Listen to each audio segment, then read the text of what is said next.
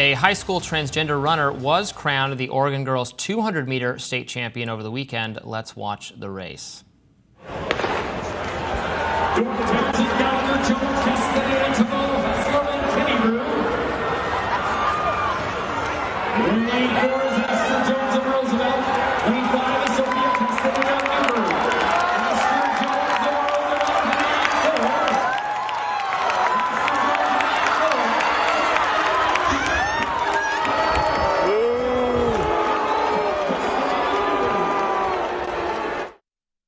The winning time was one of the fastest in the state's history. The athlete also placed second in the 400-meter race, and some online were outraged with this result. Piers Morgan wrote an op-ed in the New York Post titled, "It's time to stop the unfair, unequal madness of trans athletes destroying women's sports."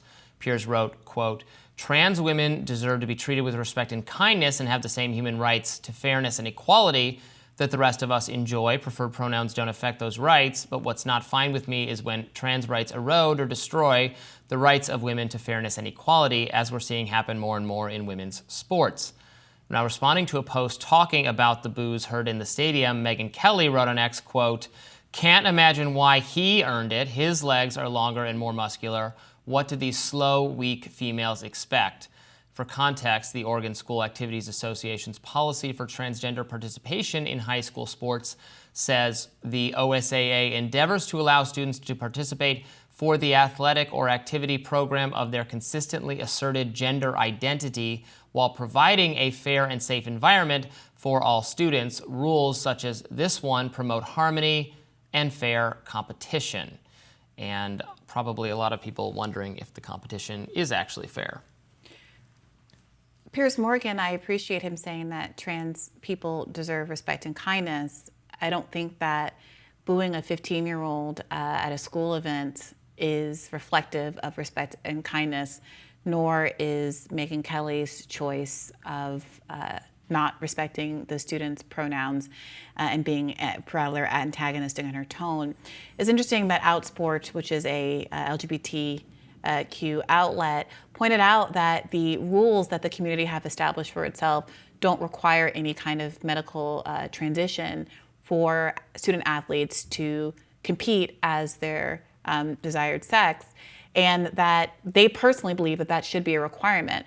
So to the extent that someone is upset with the outcome here, it really is on the community who promulgated these rules to update them so that they do create a race environment which is fair and equitable, and so that a student who wants to compete as a different sex other than the one they were assigned as birth actually is brought into conformance physically with the kind of hormonal levels and the like that the other, in this case, female students, are going to have on the track, because there's a contradiction in the rules here. Yes, it should be fair and equitable, but it arguably isn't if there aren't these requirements to actually medically transition. Right. Now, it is worth noting also that a lot of people who would say, well, yes, that would make it more fair, are also the same camp who would say children shouldn't have access to the ability to medically transition. And so what does that mean then? Are you constructively saying that trans kids shouldn't compete at all? I think that's a difficult thing that some folks are going to have to wrestle with. Well, or should they compete against other trans kids, perhaps other people in that same category, is something I would say. Can we accommodate by creating additional, rather than, delegitimizing your choice, but then also putting you into a competition that just is, frankly, patently unfair with just a change in gender identity. I'm looking at this. I mean, but this person was the only trans person in this race, so that means you're not really racing, you're just running by yourself. Well, then maybe that's how it has to be. I mean, there are certain sports where there'd be more trans people to compete against each other. Maybe over time, people are happy doing that, or if people want to establish a league that is gender non-specific for trans people to compete in, that would be fine too. But it's just you can't race. I'm looking at this time. I never ran the 200. I don't remember what are good times of the 200 as well. The 400 meter dash I did run in high school. Gallagher, the student, won this for the girls race with a 56 seconds. This is the state championship. That's not for the men's teams. That 56 seconds in the 400 is not I was not a very good athlete, or I was certainly not a state caliber level athlete, and I had a significantly better time than that. So the difference between men and women in this race at this age even is so stark. To have someone who makes no other transition other than just changing how they identify and then enrolling in the other race is going to be is so uncompetitive. It's unbelievable. That argument seems to cut in the other direction for me because one, the student Gallagher, she lost in one of these races, right? She came in second in the 400. By a hair, yes. Right, but she competed with cis women, cis girls, and lost. So this idea that is often put out there that if a trans athlete is competing, they're going to have an insurmountable and unfair advantage hasn't borne out. I mean, even in one of the most famous cases with Riley Gaines gaining a lot of kind of national notoriety over coming in behind a trans athlete, that Gaines was mad about not getting a physical trophy after coming in 5th place, I believe, because there was like a tie for one of the higher slots. And so this notion that women, a cis woman, can never beat a trans woman, all of those things are undermined by the results that we see here. Yep. Gallagher won one race. She lost another race. Well, so your point about the men's times being so much higher than the women's times, this is a person who's transitioned, but not as far as we know medically, because it's not required in Oregon by these rules, and still is unable to dominate in the way that so many fearmongers here say that she would, of course, dominate.